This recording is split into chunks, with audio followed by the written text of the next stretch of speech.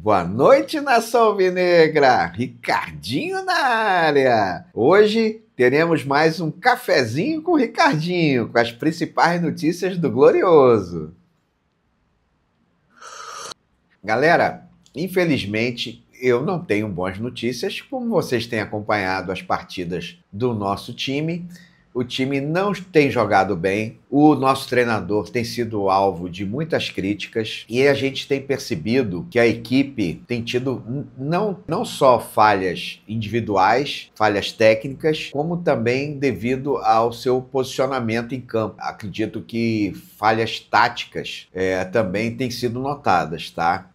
A respeito do jogo, por exemplo, contra o São Paulo, nós tomamos um gol assim terrível com o Ferreirinha, estava com a bola e a nossa zaga quase que inteira foi para cima dele e esqueceram do André Silva. O André Silva ficou sozinho no meio da pequena área, sem marcação nenhuma. O Ferreirinha tocou a bola para o André Silva, que só fez tocar para o gol. Falha de marcação. Isso está sendo constante. Por exemplo, a gente vê atacantes adversários, inclusive do Juventude, do Bragantino, entrando pelo meio da zaga entre os zagueiros, porque os zagueiros estão muito espaçados, estão muito distantes uns dos outros. E isso não acontece só na zaga. No meio de campo também, nós estamos com esse problema, um espaço enorme no meio de campo, não há compactação da equipe para atacar, para defender. E no ataque, nós estamos terrivelmente sem pontas. O Arthur não está jogando a contento. O Matheus Martins, pela esquerda, também. Então nós estamos sem pontas. E o pobre do Igor Jesus, sozinho lá na frente, se matando. Aí a gente fica à mercê de uma jogada individual do Savarino, que é o outro que tem se matado lá na frente. E é só isso. A equipe não tem mais nada. E o que mais nos impressiona foi que, para essa janela, o Botafogo, com as contratações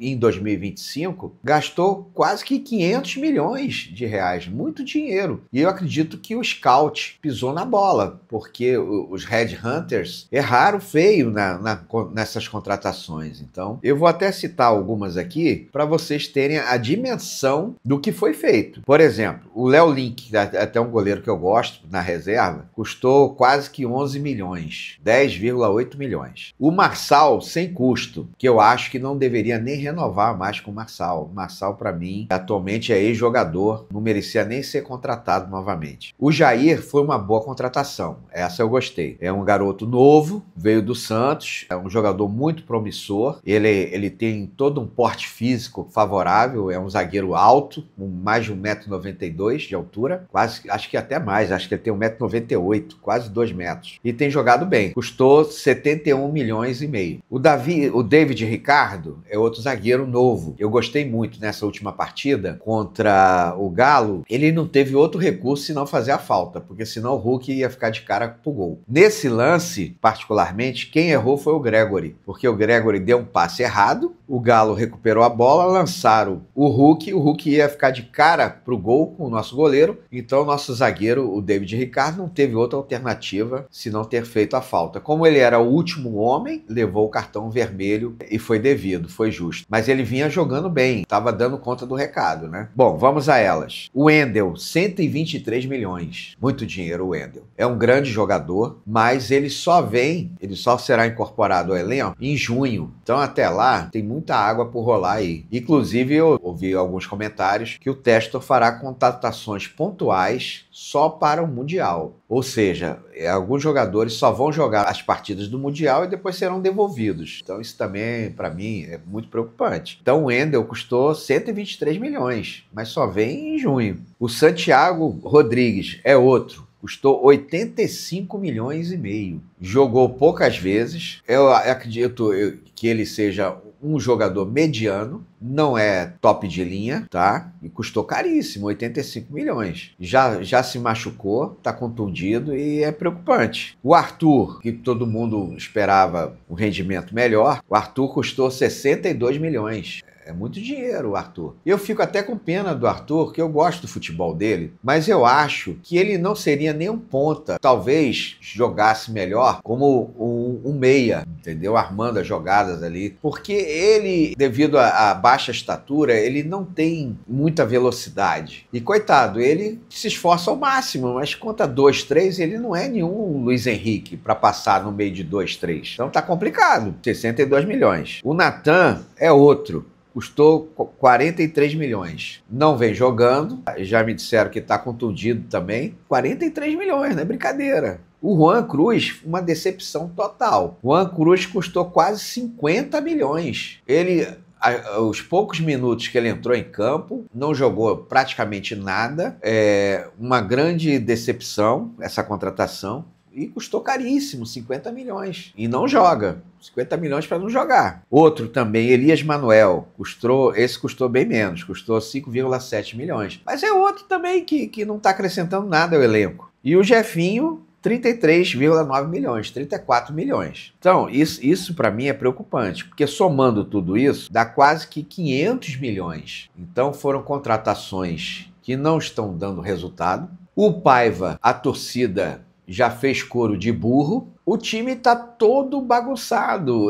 O time não consegue articular uma jogada de ataque. O meio de campo, como eu falei, os espaços enormes no meio de campo. A zaga também toda espaçada, dando espaço para os adversários. O ataque não funciona, porque só tem o Igor Jesus lá na frente. Uma outra jogada do Savarino, individual, só, não tem mais nada. Então tá complicadíssimo, tá? Eu estou extremamente muito preocupado com isso. Botafogo agora, na quarta-feira, às 9h30 da noite, vai jogar lá na Argentina contra o Estudiantes. Vai ser uma partida, o jogo da vida do Estudiantes, porque ele já perdeu em casa para a Laú, para a Universidade do Chile. E então é complicado, vai ser um jogo muito complicado. Eu não sei nem o que pode acontecer. Eu espero que o Botafogo se saia bem nessa partida. Vamos ver aqui as principais notícias de hoje do nosso glorioso. Já temos aqui uma notícia ruim. O Jair e o Santiago Rodrigues desfalcam o Botafogo contra os Estudiantes. Em contrapartida, uma boa notícia, o Barbosa não tem lesão, não foi constatada lesão, só foi um desconforto muscular, por isso que ele não jogou a última partida. Deve viajar, mas aguarda o treino desta tarde. Vamos ver, né? Porque o que acontece? O Paiva, ele teve 2 meses para treinar a equipe e realmente não tem demonstrado bons resultados. O Botafogo esse ano já teve 12 derrotas em alguns meses, muito mais do que o ano passado. O ano passado acho que foram 13 derrotas no total, o ano todo. Nós ainda estamos em abril e já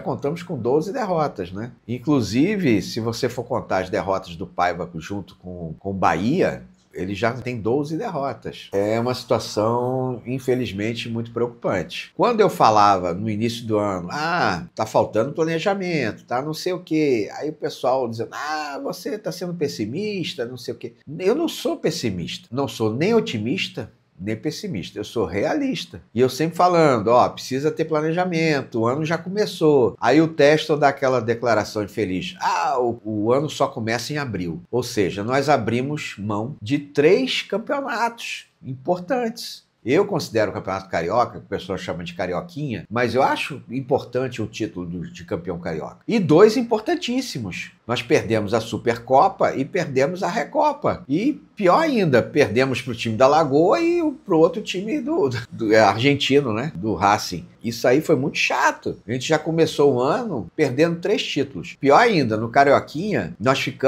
foi a pior classificação do Botafogo durante todos os anos que o Botafogo disputou o Campeonato Carioca. Isso é terrível. O Botafogo ficou em 9º lugar no Campeonato Carioca. E o que é pior, se o Botafogo esse ano não se classificar para a Libertadores do ano que vem, ele fica de fora da Copa do Brasil. Isso aí também é terrível. Eu, sinceramente, espero que o time melhore, que o Paiva perceba os erros táticos que ele está tendo. E eu também não coloco só a culpa no Paiva. Muitos jogadores estão abaixo do seu melhor desenvolvimento, da sua performance em campo. Como, por exemplo, Alex Telles está muito mal, totalmente diferente do ano passado. O Marlon Freitas também não vem bem. O Gregory também não está bem. Matheus Martins também. Então é parece que é outro time, totalmente diferente do ano passado. Alguns mesmos jogadores, mas com desenvolvimento, um rendimento muito abaixo do que eles tiveram ano passado. Isso também complica muito. Parece até que esses jogadores estão de ressaca, curtindo ainda os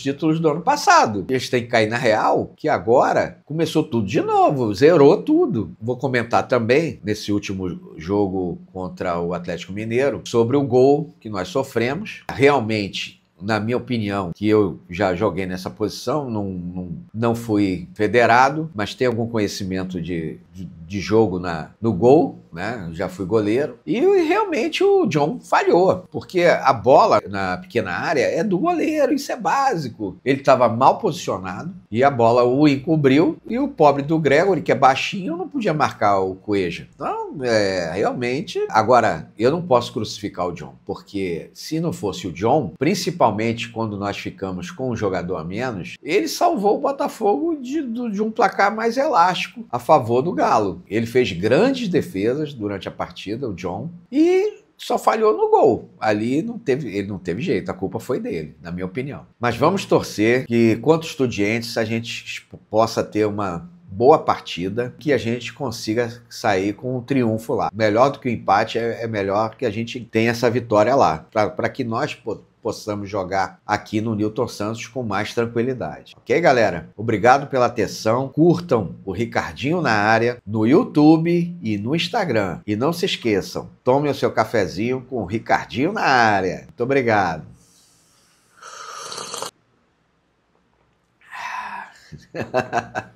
Corta.